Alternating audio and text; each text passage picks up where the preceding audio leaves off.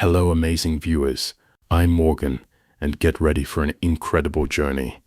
If you crave soul-stirring romance, real love, and love at first sight that changes everything, well, you're in the perfect place. This is a story that will stay with you long after. Trust me, watch until the end. You won't want to miss a moment. It's so worth it.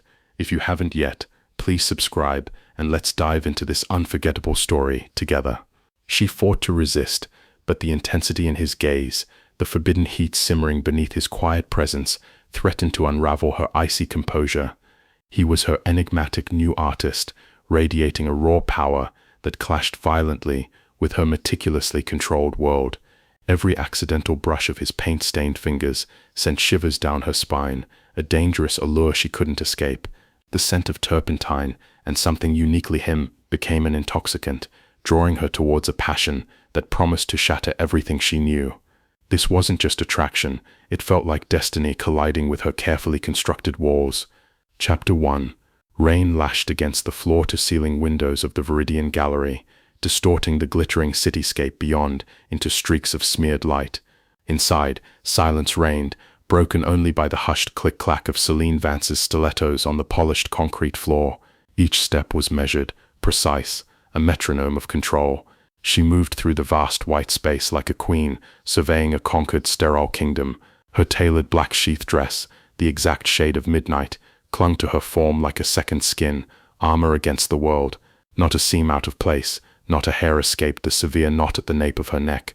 The air hummed with the scent of expensive cleaning products and chilled air, a curated sterility she cultivated, breathed, embodied.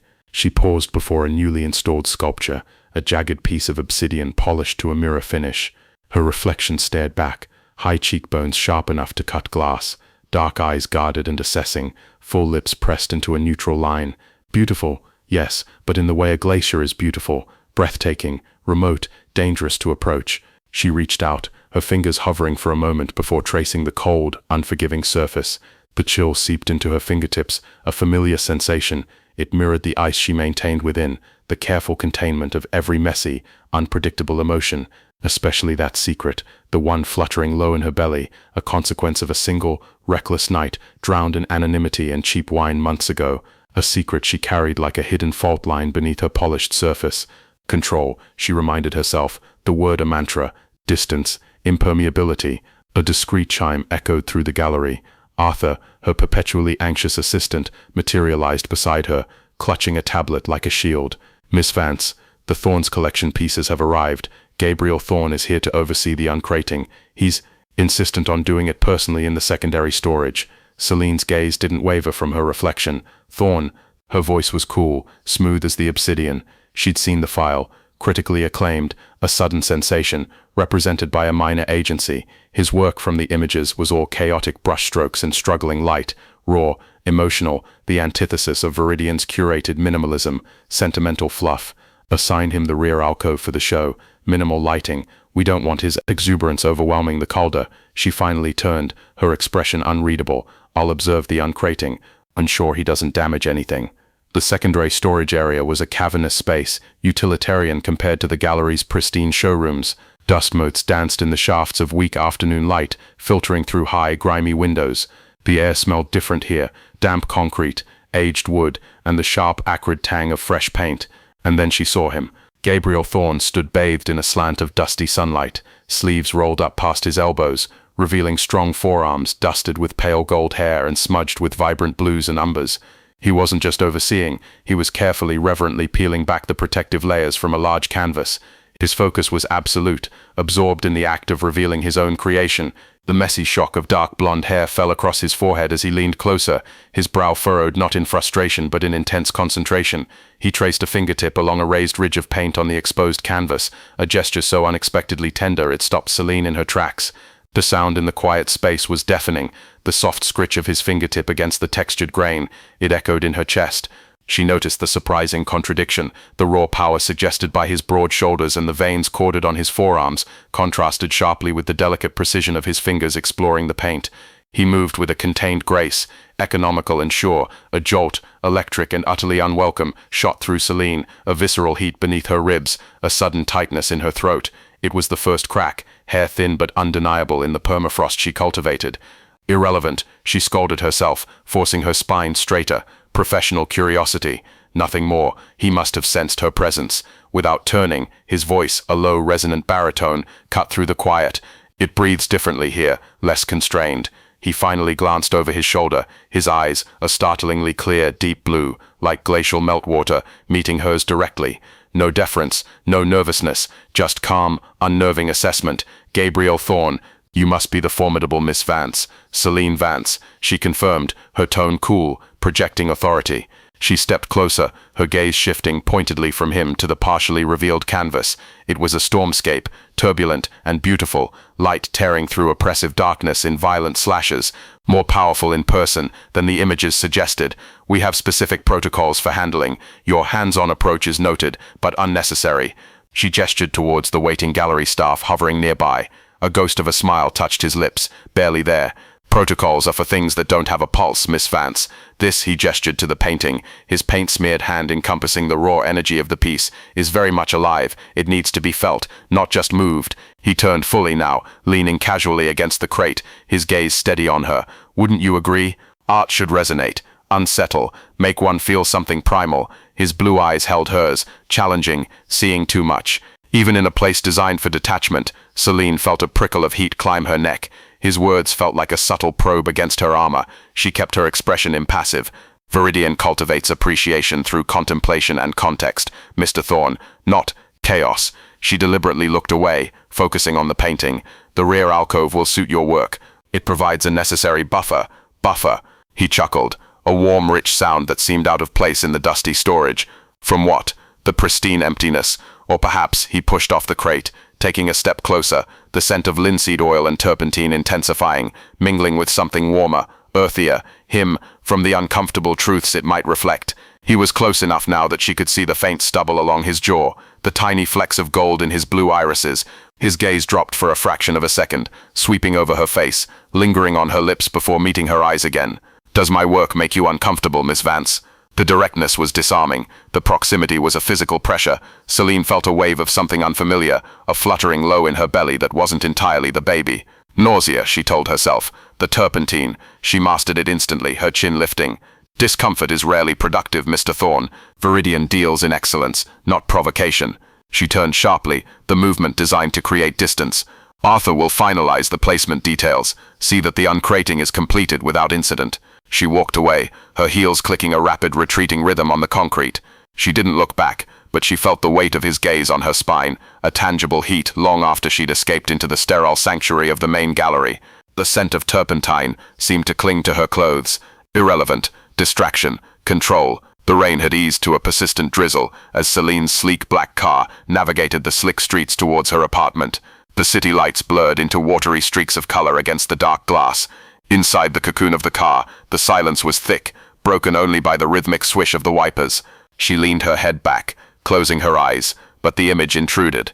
Gabriel Thorne in the dusty light, the surprising delicacy of his paint-stained fingers, the direct challenge in his blue eyes, and that scent, turpentine, oil, something indefinably masculine. It had triggered a wave of nausea earlier, sharp and sudden. She pressed a hand unconsciously low on her abdomen, hidden by her tailored coat. Consequence, she thought, the word heavy and cold. A biological fact to be managed. Her apartment was an extension of the gallery, minimalist perfection. Cool grays, sharp lines, expensive, uncomfortable furniture arranged with geometric precision. Floor-to-ceiling windows offered a breathtaking, detached view of the city's glittering chaos. She shed her coat, the movement stiff, and walked to the window. Below, the city pulsed, anonymous and teeming. Somewhere out there was the man, the stranger from that blurred, regrettable night. And here, within her, his unseen legacy grew. The sterility of her apartment suddenly felt oppressive, a gilded cage. She touched the cold glass, her reflection superimposed on the cityscape, a beautiful, contained woman, holding a secret that threatened to unravel everything. Control is survival. She repeated it like a prayer, turning away from the view. The following days became a subtle torment. Gabriel Thorne was a constant, unsettling presence at the gallery. He appeared without fanfare, often early or late, working with quiet intensity on positioning his pieces in the designated rear alcove, a space Selene now found herself drawn to. Despite herself, she'd observe him covertly from the main gallery floor, or through the glass wall of her office. The way he'd tilt his head, considering the fall of light on a canvas, the focused furrow of his brow as he adjusted a frame by millimeters, the quiet strength in his shoulders as he lifted a heavy piece without apparent strain. He moved through the space with a contained energy that seemed to vibrate against Viridian's cool serenity. He rarely spoke to others, his silence profound, not empty. It felt like a coiled tension. The scent of his oils and turpentine became a pervasive note in the gallery's usually sterile air, an olfactory signature that seemed to seek her out. It was sharp, slightly acrid, yet underneath something warmer, like sun-warmed earth. It didn't trigger nausea anymore. Instead, it stirred something else, a low hum of awareness. She'd catch it as she passed the storage corridor he frequented, or lingering near his installed pieces. It was an invasion, subtle but persistent. One afternoon, she found herself standing before his largest stormscape in the alcove. The rear location did little to diminish its power.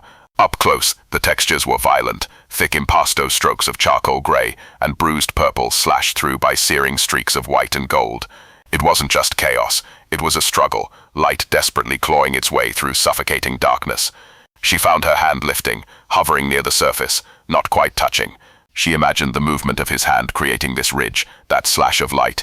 The raw emotion resonated with the turmoil she kept meticulously locked down, the fear beneath her control, the secret blooming within her. It was unsettlingly magnetic, pure obsession, she thought, pulling her hand back sharply, clenching it into a fist. I am pure consequence. Then came the ledger incident. Selene was in the storage area, reviewing inventory documents spread out on a high work table. Gabriel was nearby, meticulously cleaning brushes. The air hummed with his quiet concentration and the faint, ever-present scent of his materials. She reached for a thick, leather-bound ledger at the same moment he did.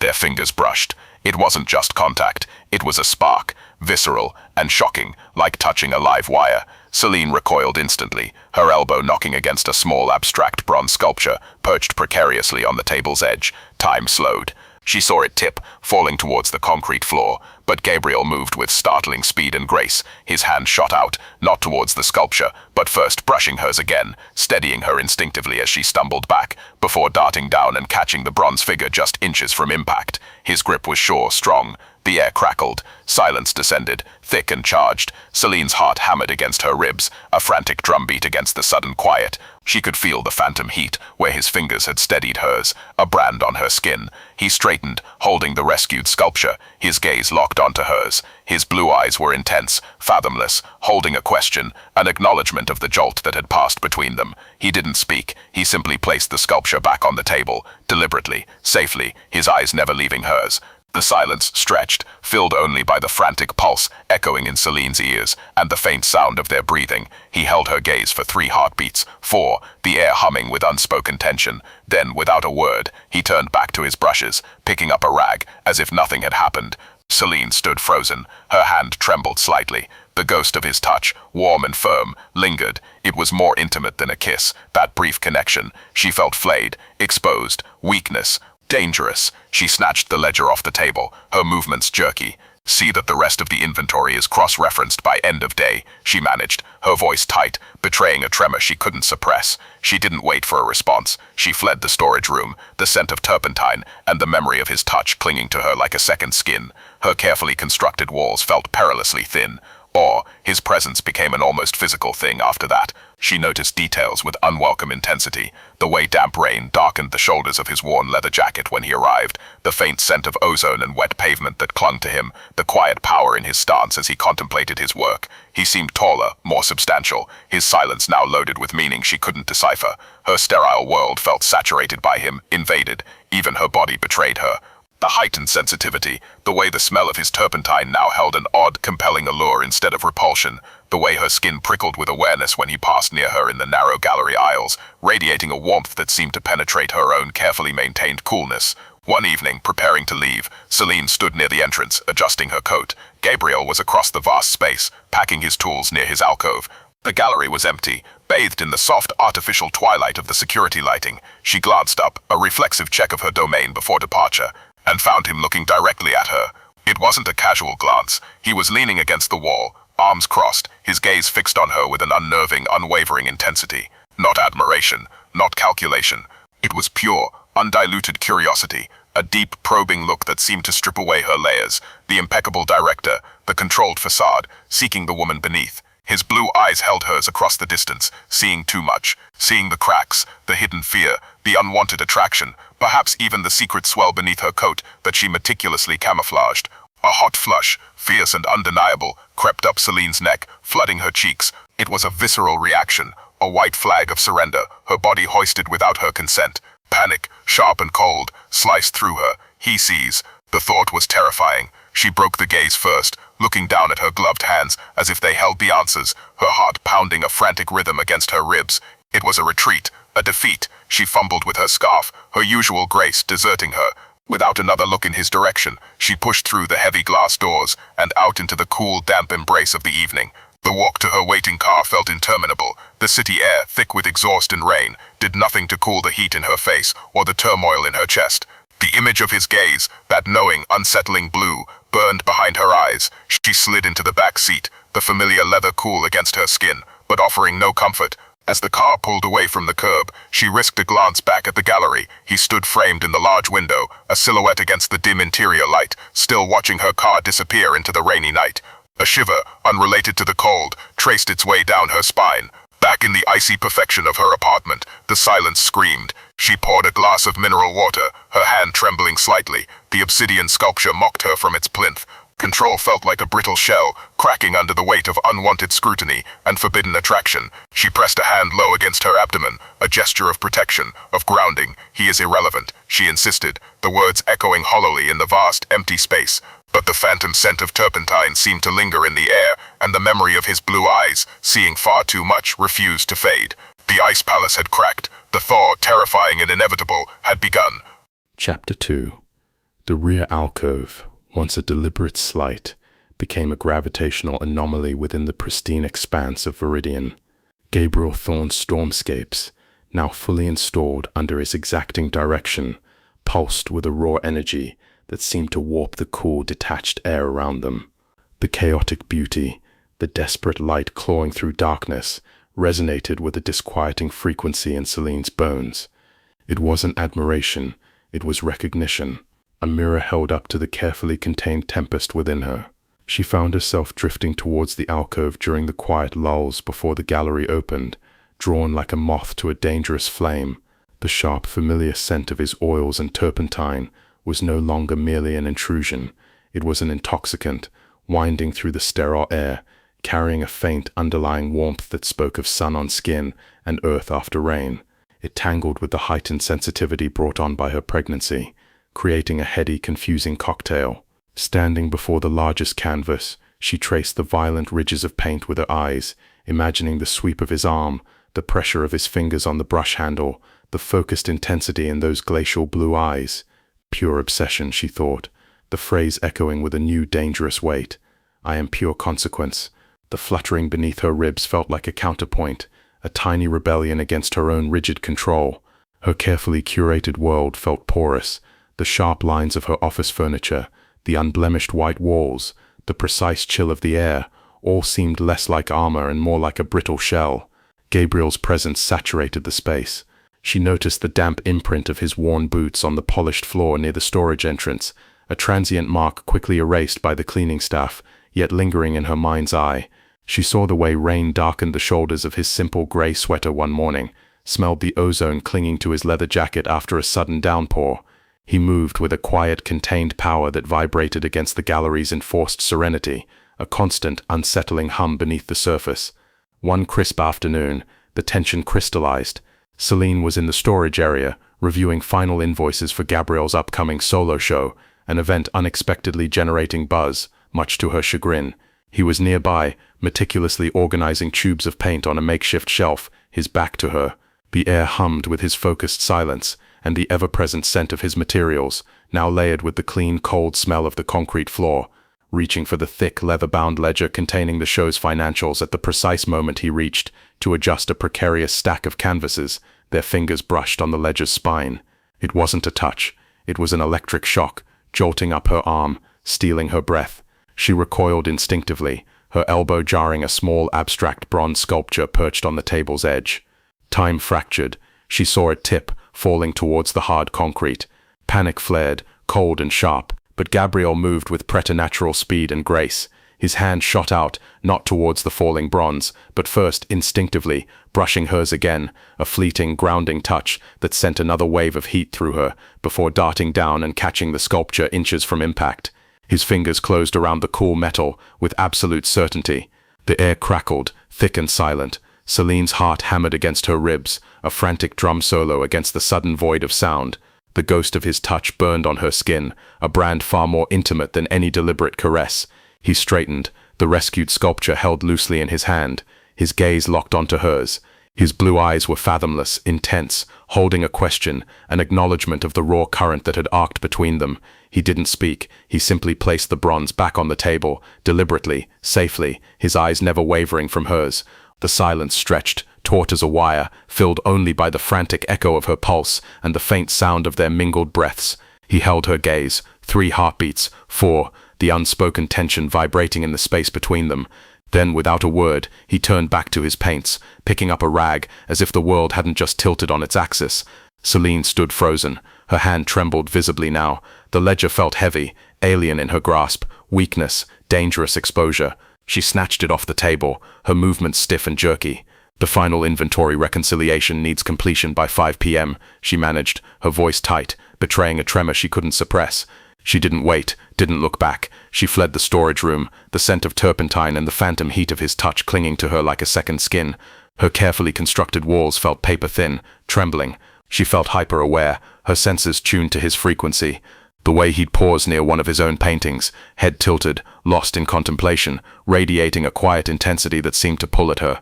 The unexpected warmth that emanated from him when he passed close in a narrow aisle, a warmth that seemed to seep through her tailored silk blouse and prickle her skin. Her own body felt traitorous, the soft fabric suddenly irritating, the waistband of her skirt subtly tighter, a constant, undeniable reminder of the life growing within, a life inextricably linked, in her mind, to this dangerous, unwanted attraction. The night of the opening arrived, a storm of a different kind. The gallery, usually a temple to hushed contemplation, thrummed with the energy of the city's art elite.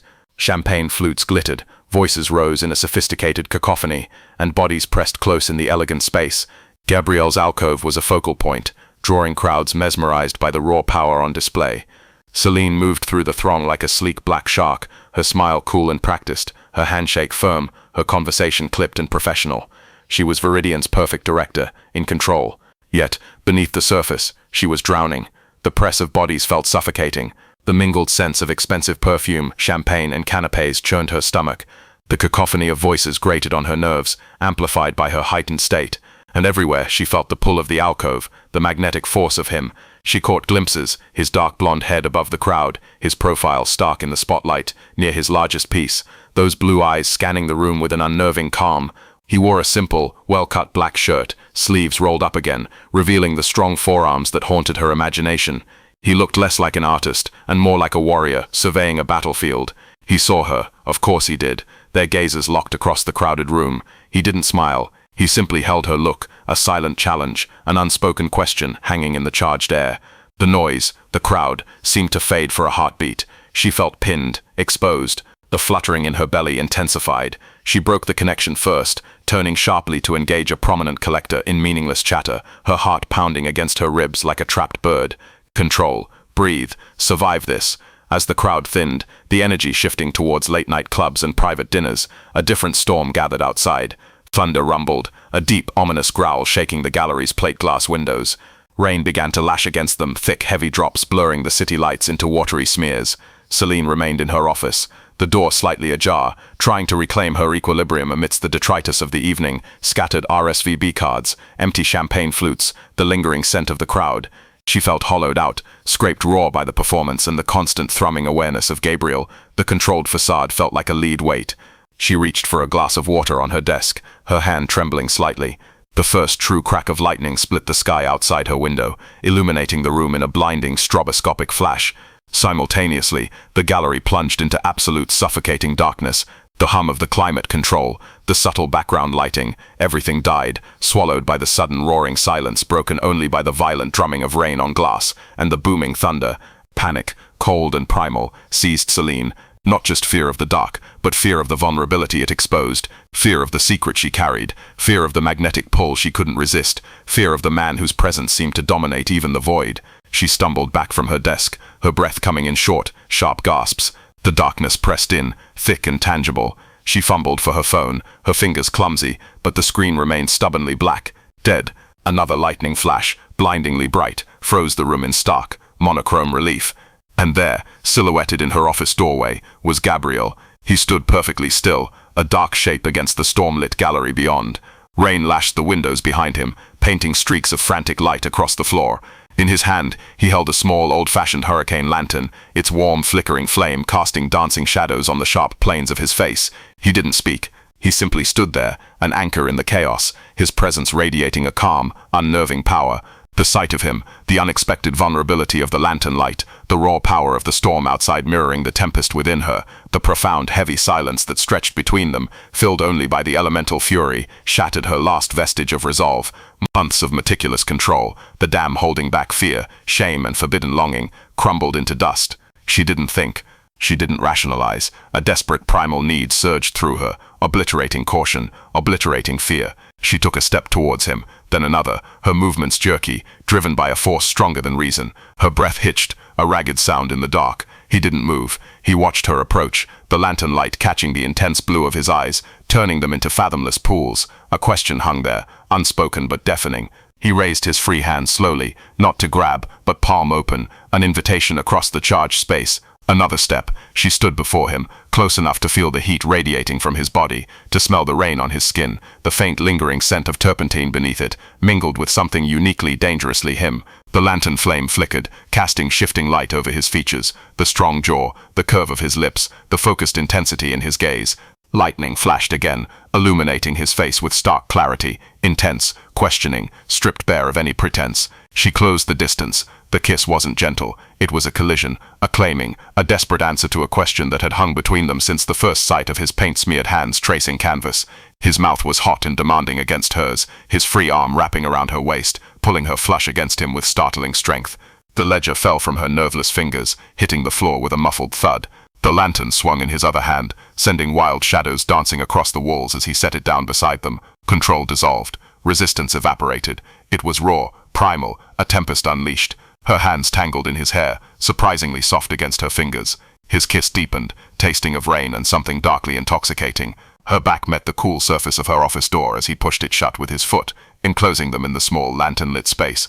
The storm raged outside, rain hammering the glass, thunder shaking the building, but it was nothing compared to the maelstrom within the room. Fabric whispered against skin as barriers fell. His touch was everywhere, burning, claiming, mapping the contours of her body with a reverence that belied the ferocity of their joining. Her own responses were equally fierce, equally desperate, a surrender that felt like liberation, a drowning she embraced. Time lost meaning. There was only the heat, the frantic rhythm of their bodies, the shared gasps that echoed the thunder outside, the scent of rain, sweat, and him filling her senses. The fluttering in her belly was forgotten, consumed by the all-consuming fire. It was oblivion, a terrifying sanctuary found in the heart of the storm, and the arms of the man who was its embodiment. Afterwards, silence, profound, heavy, broken only by their ragged breathing and the relentless drumming of rain. They lay tangled on the cool floor beside the flickering lantern, limbs entwined, skin slick. The air hung thick with the scent of their passion and the damp storm. He shifted, propping himself up on one elbow, looking down at her. His face was in shadow, but his eyes caught the lantern light, reflecting the flame, and something else, a deep, unsettling intensity, a knowledge that went beyond the physical. He traced the line of her collarbone with a fingertip, a gesture as intimate as anything that had come before.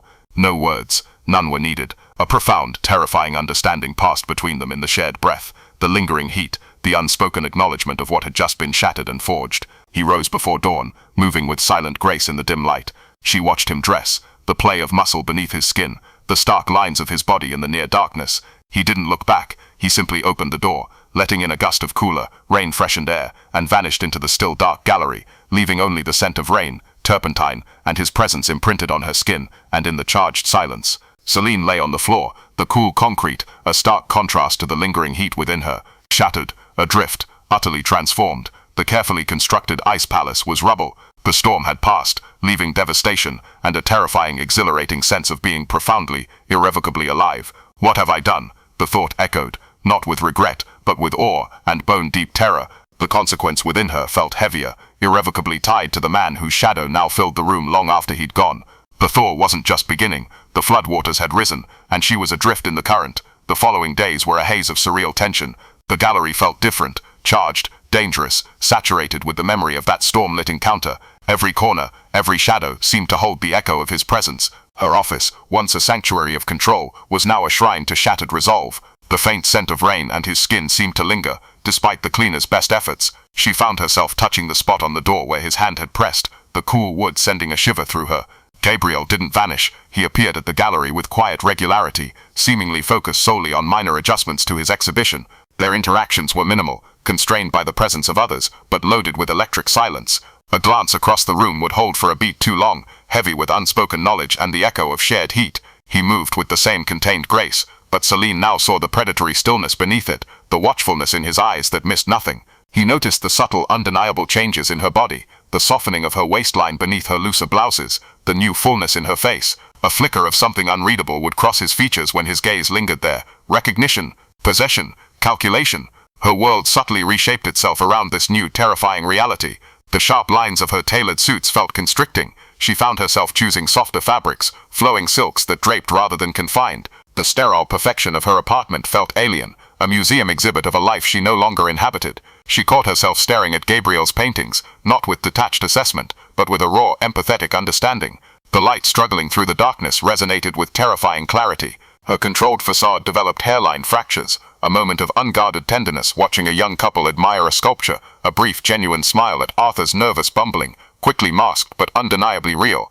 Then, the orchid arrived, a single perfect white phalaenopsis, delivered in a simple, elegant black box with no note. It sat on her desk, its pristine petals luminous against the dark wood, its delicate sweet fragrance filling the small space, overpowering the lingering scent of rain and memory.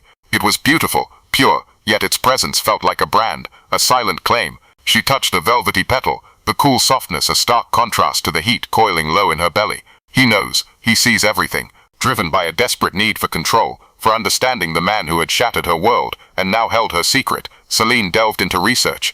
Gabriel Thorne yielded frustratingly little beyond his recent art career. It was too clean, too sparse.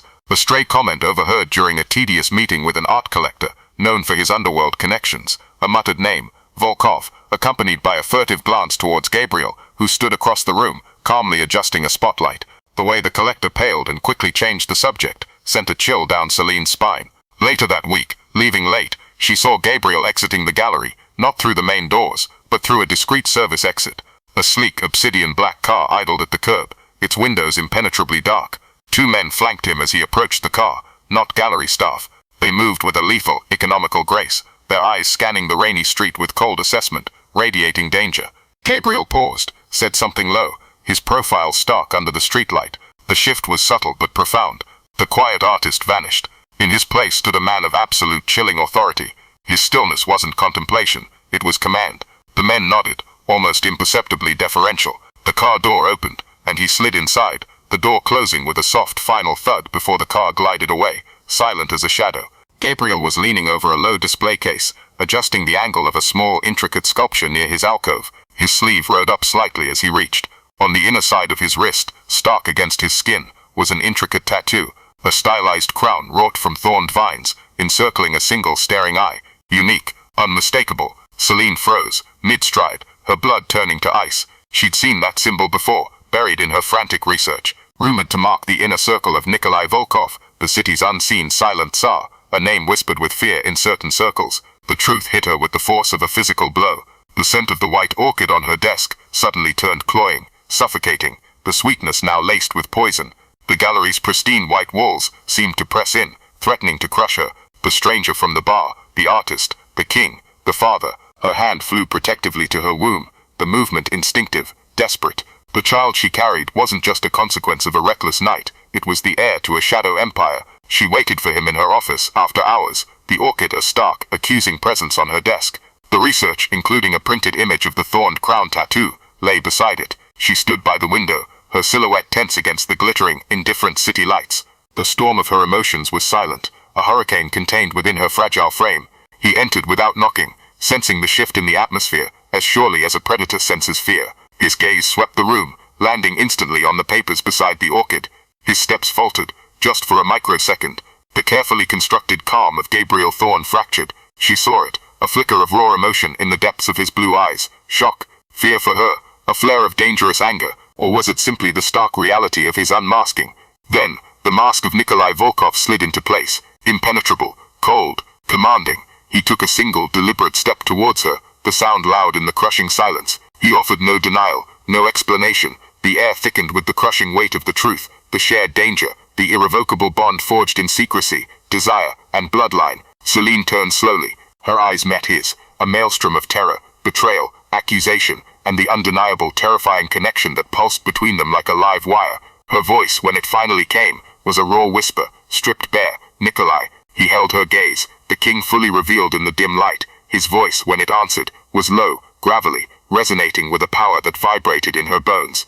It wasn't Gabriel's quiet baritone. It was the voice of the silent Tsar. Selene, one word, a name, holding multitudes, possession, warning, acknowledgement, and the terrifying promise of a future irrevocably entwined. The game was over. The real storm was just beginning. Chapter 3.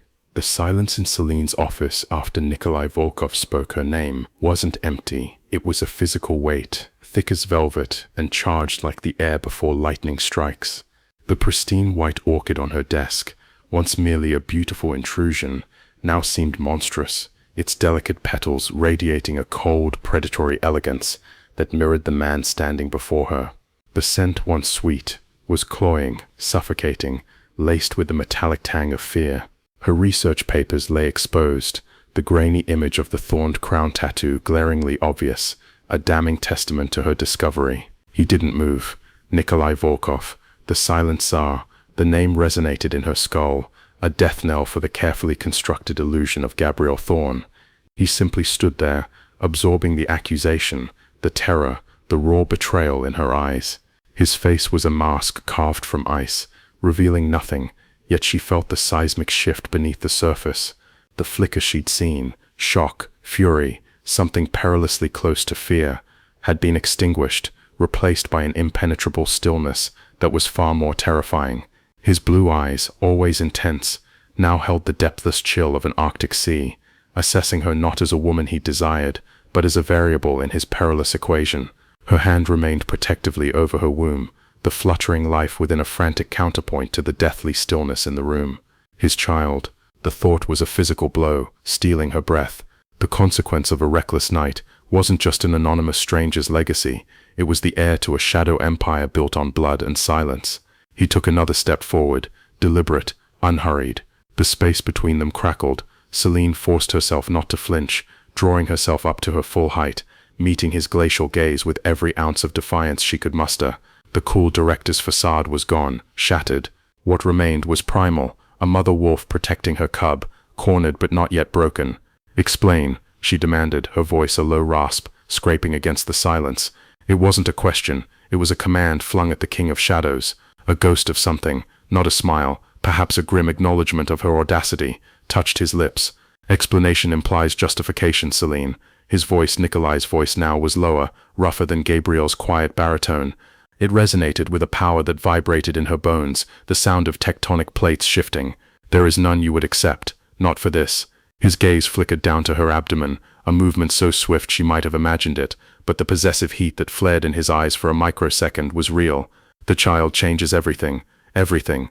Her laugh was brittle, sharp as broken glass. "It changes nothing for me. It makes you a threat, a complication." She gestured wildly towards the papers. This persona, Gabriel Thorne, was it all a lie? Was I just another acquisition, a convenient diversion? The words tasted like ash, fueled by the memory of the storm, the desperate heat, the shattering intimacy she'd shared with a phantom. He moved then, not towards her, but towards her desk. He picked up the single white orchid, his long fingers, still bearing faint traces of paint near the cuticles, the lingering ghost of Gabriel, cradling the delicate bloom with an incongruous gentleness. He studied it, avoiding her eyes. "Gabriel Thorne is not a lie," he stated, his voice quieter now, almost contemplative. "He is necessary, a sanctuary. The light requires the shadow to exist, does it not? You felt it in the paintings." He finally looked up, his gaze piercing. "You felt him." The raw honesty in that admission, the vulnerability beneath the ice, caught her off guard. She had felt it, the raw struggle, the desperate beauty clawing its way out of darkness. It had resonated with the turmoil she kept locked away. It had drawn her in, even as she resisted. Her throat tightened. Sanctuary, she echoed, her voice trembling despite her efforts. While you command what? Fear, extortion, murder. The last word hung in the air, stark and ugly. His expression hardened, the brief glimpse of Gabriel vanishing. I command order, Selene. In a world that thrives on chaos, my methods are absolute. He placed the orchid back down with precise care. Your world, he gestured around the pristine office, is built on illusions of control. Mine is built on enforcing reality. He took a step closer, invading her personal space. The scent of him, rain, expensive wool, the faint, ever-present ghost of turpentine, and something darker, uniquely Nikolai, washed over her, potent and disorienting. Your reality now includes me, and our child. The possessiveness in his tone ignited a spark of fury. My child, she corrected, her voice regaining some steel. You forfeited any claim the moment you hid behind a mask. His eyes narrowed, a dangerous glint in their blue depths. Forfeited? No. Delayed. Protected. He reached out, not to touch her, but to trace the edge of the research paper bearing his tattoo. His fingertips stopped near the image of the thorned crown. This mark guarantees loyalty. It also guarantees death to those who cross its bearer. Knowledge is a weapon, Selene, and now you wield it. He lifted his gaze to hers. Do you understand the danger you are in? Not from me, he added quickly, seeing the flare of terror in her eyes, but from the shadows I keep at bay. My enemies would see you, and the child, as exquisite leverage. The cold certainty in his words seeped into her bones. The gallery, her apartment, the streets she walked, they suddenly felt porous, vulnerable. The sense of being watched intensified, no longer imagined, but chillingly real. The unseen men, the black car, they weren't just his entourage, they were sentinels or predators. Her hand tightened over her womb. What do you want? She whispered, the fight momentarily draining out of her, replaced by bone-deep exhaustion and fear. Safety, he stated simply, for you, for him, or her. His gaze dropped meaningfully again. Control over the variables. You cannot remain here exposed. Your apartment is inadequate. Adequate for me, she retorted, the spark flaring again. I won't be locked away in some gilded cage. A flicker of something, impatience, amusement, crossed his face. Gilded, perhaps, but a cage. He took the final step, closing the distance completely. He didn't touch her, but his proximity was a physical force, radiating heat and an undeniable aura of power. She had to tilt her head back to hold his gaze. Think of it as a fortress, with better lighting. The ghost of Gabriel surfaced briefly in the dry, unexpected wit, and significantly improved security. Your current locks wouldn't deter a determined intern, let alone someone sent by Alexei Voronin. The name, dropped so casually, meant nothing to her, but the chilling implication did. Her defiance wavered. He saw it. His voice softened, almost imperceptibly. Selene, this is not a negotiation, it is necessity. For tonight, you will come with me. We will discuss the accommodations. He finally raised a hand, not to grasp, but to hover near her elbow, a gesture of guidance that was also a command. Come. Resistance felt futile, childish against the tidal wave of danger his unmasking represented. The fluttering in her belly reminded her of the tiny life dependent on her choices. With a stiff nod, the barest concession, she turned and walked towards the door, feeling his presence like a shadow at her back, vast and inescapable. His world was a collision of stark power and unsettling beauty. The penthouse apartment high above the glittering city wasn't opulent in the gaudy sense. It was a study in controlled minimalism, like Viridian, but darker, harder. Polished black marble floors reflected the city lights like a starless night sky. Floor-to-ceiling windows offered a breathtaking, yet detached panorama. Furniture was sleek, modern, sculpted from dark wood and cold steel. The only warmth came from strategically placed spotlights, illuminating a few carefully chosen pieces, not his own stormscapes, but brutalist sculptures and abstract paintings that echoed violence contained. The air smelled of leather, ozone from the height, and a faint, clean citrus scent. Sterile, yet charged with latent energy. A man materialized silently from a shadowed hallway as they entered, lean, sharp-eyed, radiating quiet lethality. Dmitri, Nikolai acknowledged with a curt nod. Mrs. Vance will be staying. Ensure her comfort. Absolute privacy. Dmitri's gaze swept over Selene, impersonal yet assessing, before he gave a sharp nod and melted back into the shadows. Selene stood frozen just inside the entrance, feeling like an exhibit in this cold museum of power. Nikolai shed his coat, revealing a perfectly tailored black sweater that emphasized the breadth of his shoulders. He moved to a sleek wet bar. Wine is inadvisable, he stated, not looking at her, pouring 2 glasses of sparkling water instead. Given the circumstances, he held one out to her. She took it, the cold glass a shock against her skin. The circumstances being my imprisonment, she asked, her voice tight. He took a sip of his water, his gaze resting on the cityscape. The circumstances being your survival, and our child's. He turned, leaning against the bar, studying her. The domesticity of the scene was jarring against the backdrop of his revealed identity. This is not a prison. It is the most secure location available on short notice. You have freedom within these walls. Access to anything you require. Within reason. Within reason. She arched an eyebrow, a spark of her old defiance returning, fueled by the surreal tension. Does that include a loaded pistol? Or perhaps a cyanide capsule, for when Voronin's men inevitably breach your absolute privacy? A genuine flicker of amusement lit his eyes, startling her.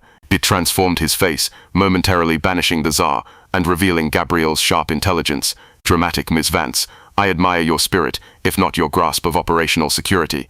Dmitri and his team are exceptionally good at their jobs. Voronin's thugs specialize in breaking kneecaps in back alleys, not breaching a fortress like this. Your primary threat here, he added, his gaze dropping pointedly to her glass, is dehydration. It was the closest thing to banter they'd ever shared, laced with dark humor and an undercurrent of danger. It disarmed her momentarily. She took a sip of the water, the cool liquid doing little to ease the dryness in her throat. My work, the gallery, will be managed. Arthur is competent, under supervision. Your presence would be a vulnerability, a target. For now, you work remotely. Or, he gestured vaguely towards the breathtaking view, contemplate the futility of mortal endeavors. She walked further into the vast space, drawn despite herself to the windows. The city sprawled below, miniature and distant, her world reduced to glittering specks. She felt the weight of his gaze on her back, a tangible pressure. And you, will you be playing jailer? Or do you have empires to run, kneecaps to oversee? She turned to face him, leaning against the cool glass. He pushed off the bar, walking towards her slowly. Both, unfortunately, require attention, though the kneecap oversight is largely delegated. He stopped a few feet away, his presence filling the space between them. The air hummed with the memory of the storm, the shared heat, the terrifying intimacy. My presence here will be intermittent, but constant. He tapped the side of his head. Dmitri reports, continuously. Charming, practical. He took another step closer. The scent of him, clean wool, citrus, and that underlying dark note, intensified. His gaze swept over her, lingering on the subtle curve of her abdomen beneath her looser silk tunic. You look tired. The observation wasn't solicitous. It was assessing, clinical almost, yet it held a strange kind of care. Discovery, kidnapping, and impending motherhood within a criminal dynasty is surprisingly fatiguing, she retorted dryly, holding his gaze, refusing to look away from the intensity in his. Another flicker of that dangerous amusement. Point taken. Your room is through there. He gestured towards a hallway. It has an ensuite. Closet is stocked. Dmitri will arrange for anything else you need. Food will be brought. He paused, his gaze sharpening. Do not attempt to leave without me, or explicit permission. The security system is unforgiving, and the world outside these walls is far less so. He turned to leave, heading towards what looked like a study, a command center hidden behind sleek doors. Selene watched him go, the king reasserting himself, the artist receding. The bond was forged now, not just in desire but in shared danger and blood. It was terrifying, suffocating, and undeniably real. She looked down at her glass, her reflection warped in the bubbles. Sanctuary or prison. The line was terrifyingly thin.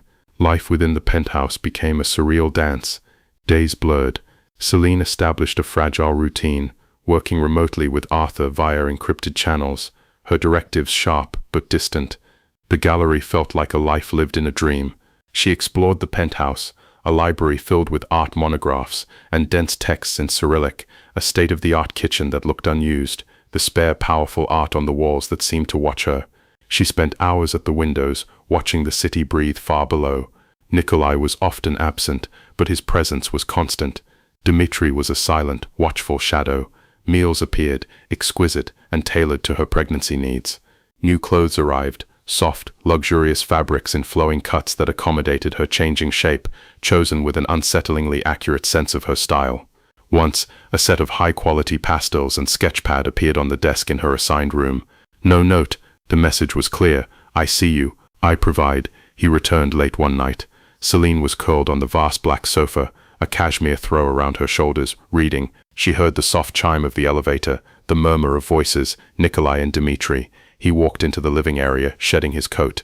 He looked weary, the lines around his eyes deeper, a tension in his shoulders that hadn't been there before. The scent of cold night air and something metallic, gun oil, clung to him faintly.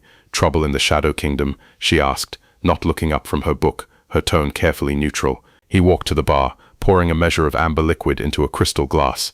The kingdom persists. Shadows are inherently troublesome. He took a sip, the ice clinking.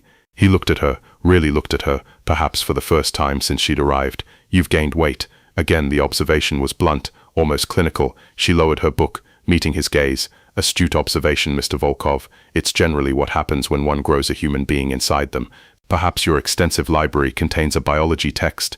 He didn't smile, but something eased in his expression, merely noting the progression. Does it? He hesitated, a rare moment of uncertainty. Does it cause discomfort? The unexpected question, the slight awkwardness, was disarming. Sometimes, she admitted cautiously, mostly exhaustion, and a bizarre craving for pickled herring at 3 a.m. A genuine, surprised laugh escaped him, a rich, warm sound that transformed his face completely, banishing the weary Tsar and revealing Gabriel's startling vitality. Pickled herring. Dmitri will be thrilled. His grandmother's recipe is legendary. He took another sip of his drink, studying her over the rim of the glass. You wear motherhood well, Selene. Despite the unconventional circumstances, his gaze was direct, appreciative, stripping away the layers of fear and hostility, seeing her, the woman carrying his child. It was a different kind of intimacy, potent and unsettling. Heat crept up her neck, unrelated to the warmth of the throw. Flattery from a crime lord. Should I be checking for hidden microphones or poisoned chocolates?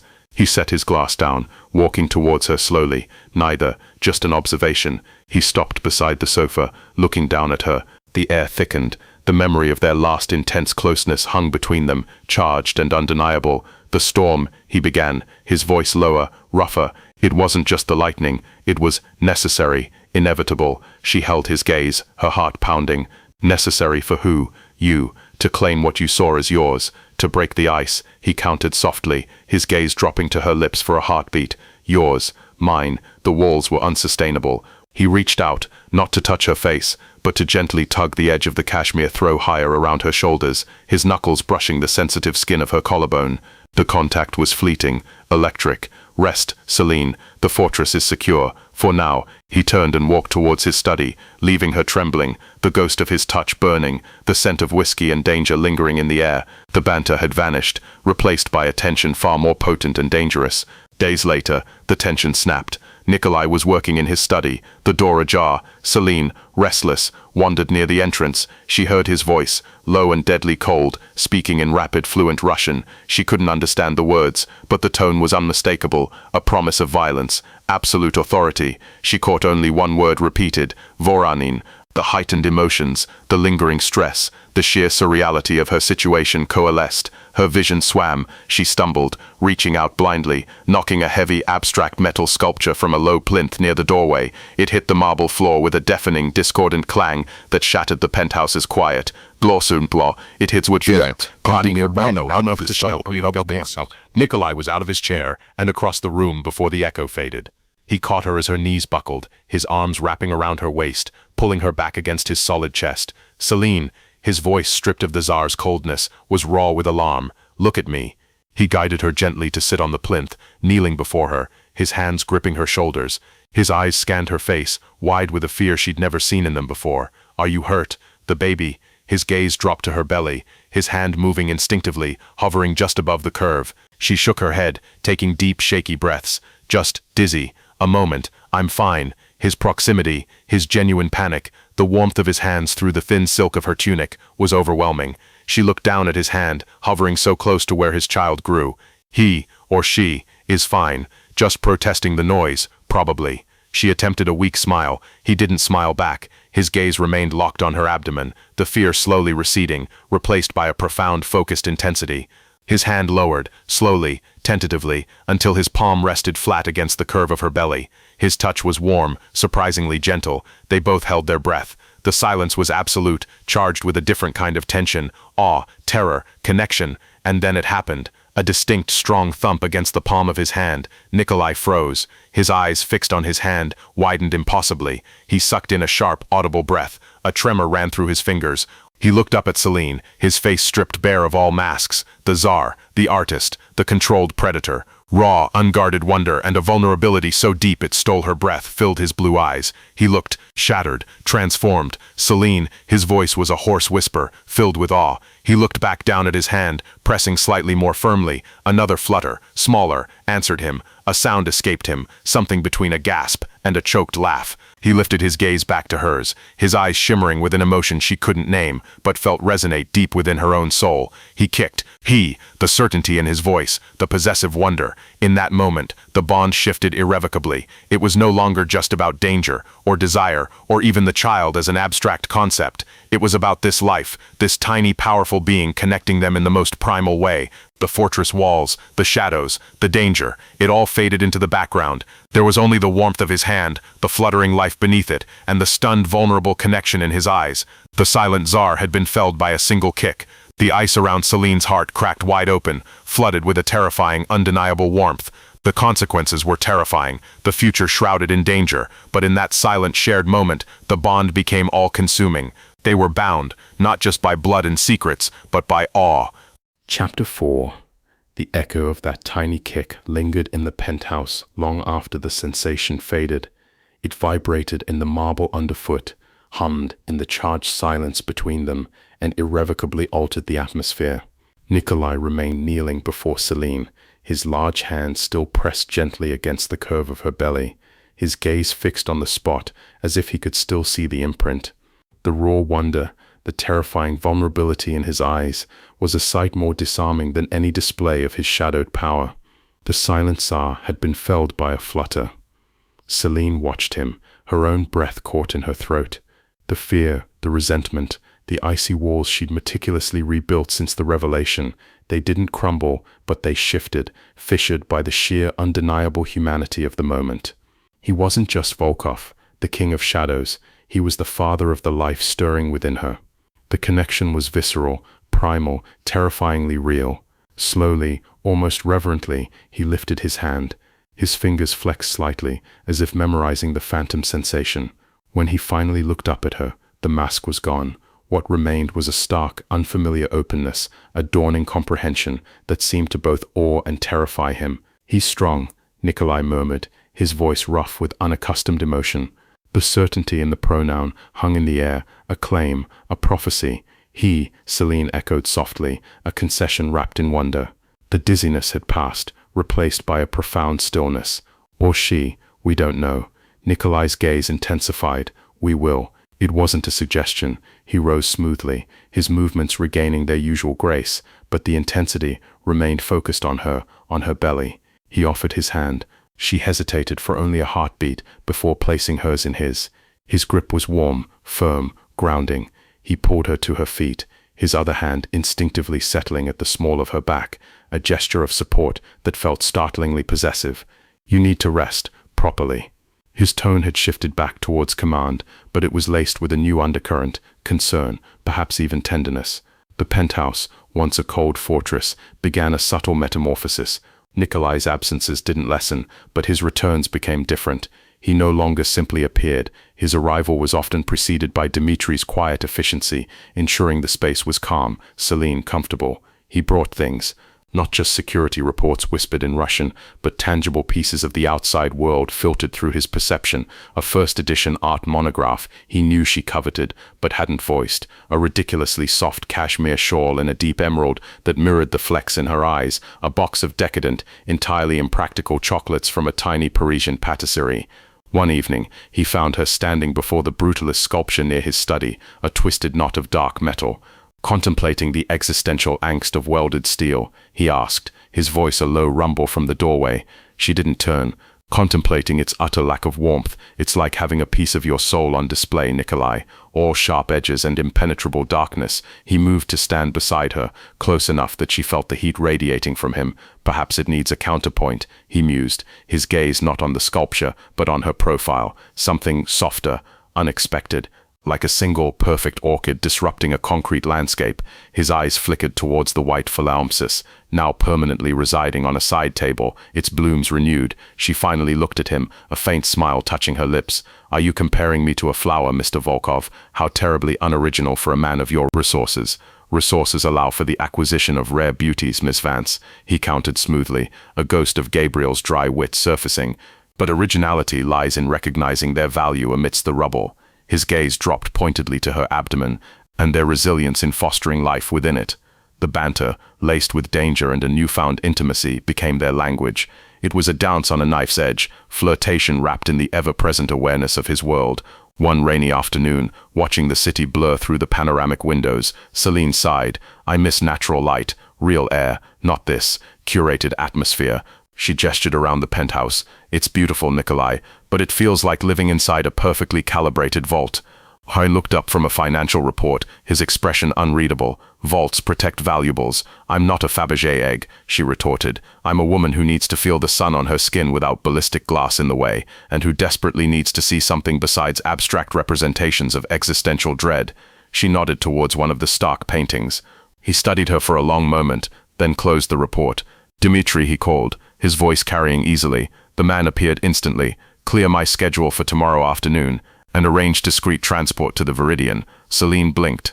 "The gallery. But you said—" "I recall what I said," Nikolai interrupted, standing. "Security protocols will be adjusted. Extreme ones. You will have precisely 1 hour. Consider it. Sunlight therapy. Under heavy guard."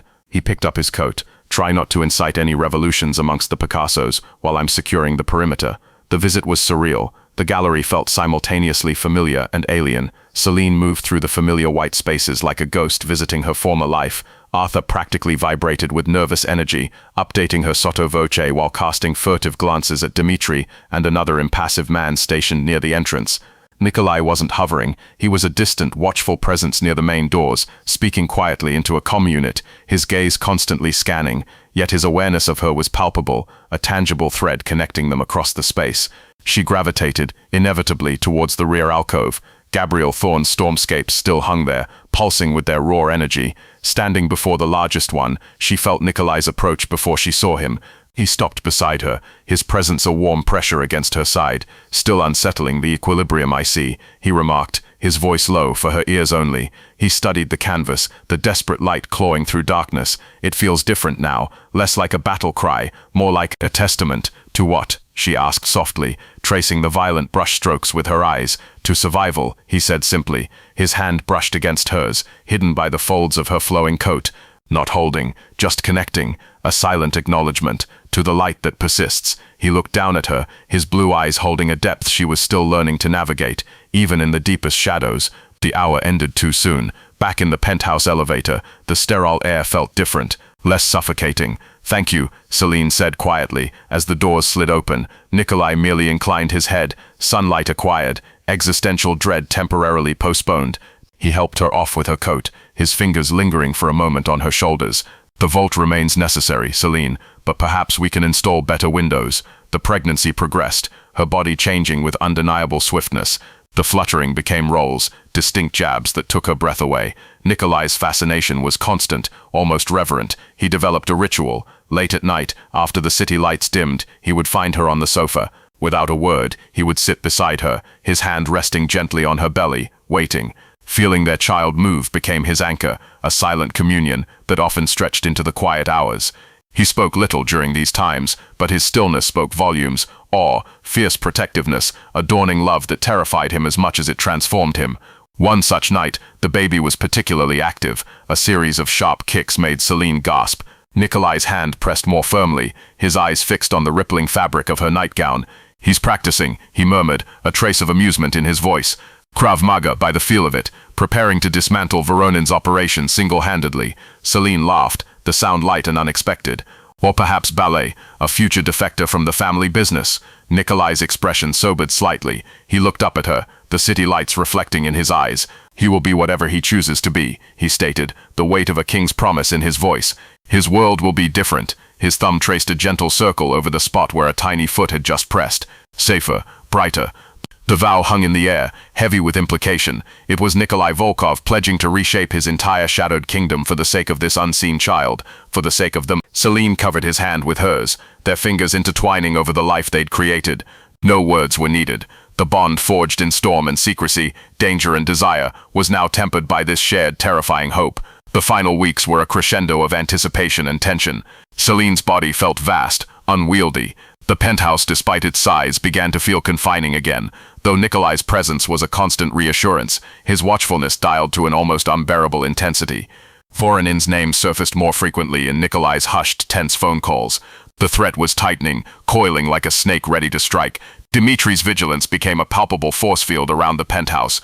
The storm broke not with thunder, but with a sudden sharp pain that stole Selene's breath as she stood looking out at the dawn-streaked city. It was different from the Braxton Hicks. Deeper, insistent. She clutched the windowsill, her knuckles white.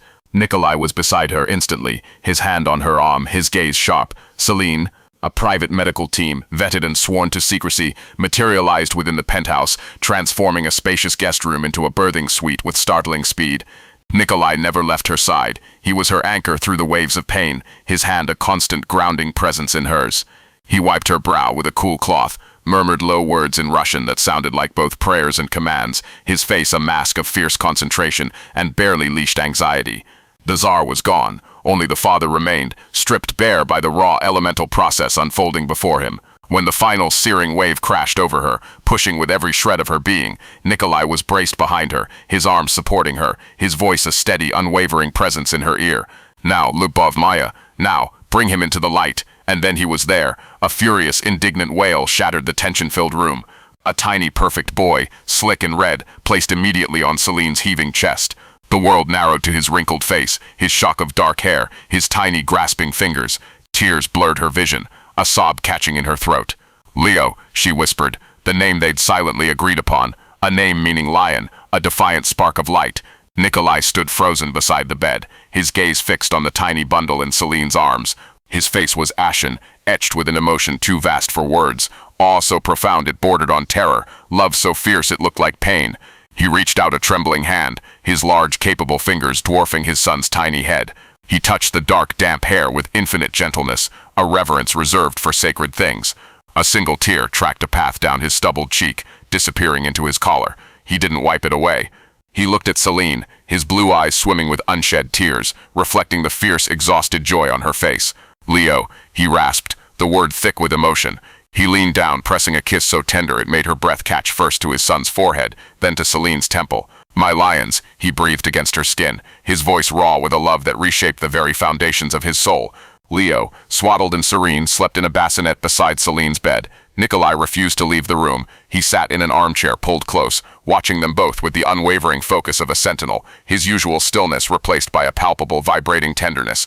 Dmitri brought reports, whispered updates on Voronin's movements, but Nikolai's attention remained fixed on his son, on Selene sleeping, on the miracle contained within the quiet room. Days bled into nights within the penthouse sanctuary. The outside world with its threats and shadows felt distant, held at bay by the tiny, demanding presence of Leo. Nikolai proved an unexpectedly natural, albeit fiercely protective father. He learned to change diapers with meticulous precision, his large hands surprisingly deft. He would hold Leo for hours, cradling him against his chest, murmuring low words in Russian, his expression one of profound, almost disbelieving peace. The dangerous edge softened around him, replaced by a quiet, fierce devotion. One evening, Selene woke from a nap to find Nikolai standing by the floor-to-ceiling windows, Leo held securely in the crook of his arm. The city lights glittered below, a tapestry of gold and shadow. Nikolai was speaking softly, pointing out the distant lights to the wide-eyed baby. And that cluster there, Malesh, that's where your mother commanded her kingdom of cold beauty and sharper tongues. Terrified lesser mortals with a glance. He glanced over, catching Selene watching, a ghost of a smile touching his lips. Present company accepted, of course. Mostly. Selene pushed herself up against the pillows. Are you indoctrinating our son with tales of my alleged tyranny already, Mr. Volkov?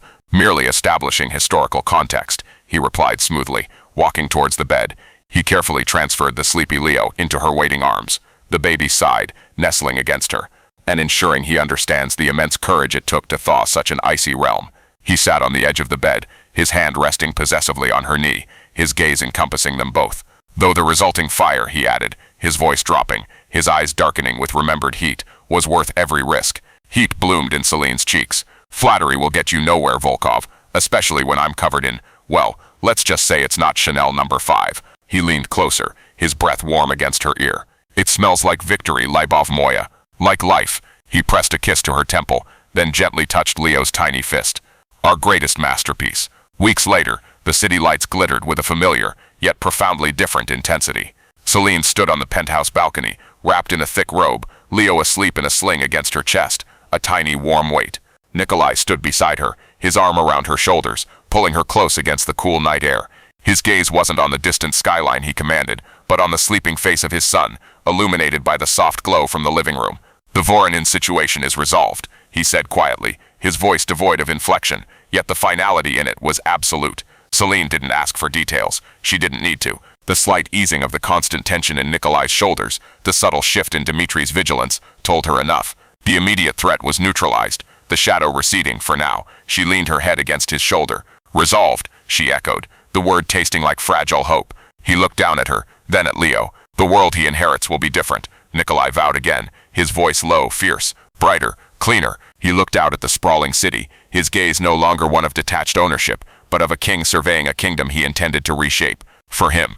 He turned back to her, his free hand coming up to cradle her cheek, his thumb brushing her skin. His eyes held hers, reflecting the city lights and a depth of emotion that still stole her breath. "For us," Leo stirred in his sleep, a soft sigh escaping him. Selene covered Nikolai's hand on her cheek with her own. The journey had begun in a storm of anonymity, twisted through deception and danger, forged in forbidden desire and the shattering of control. It had led them here, to this fragile sanctuary high above the world, bound by a love as fierce and unpredictable as the man beside her, and as pure and demanding as the child sleeping between them. The silence wasn't empty. It was filled with the soft rhythm of Leo's breath, the steady beat of Nikolai's heart against her back, the unspoken promises hanging in the cool night air. It was the quiet hum of a transformed life, a dangerous love story finding its equilibrium not in an ending, but in a potent, enduring beginning. Below them, the city of shadows and light pulsed on, but here, on the balcony, bathed in the glow of their impossible bond, they were the eye of the storm. The sanctuary, hard-won and fiercely guarded, was theirs, together,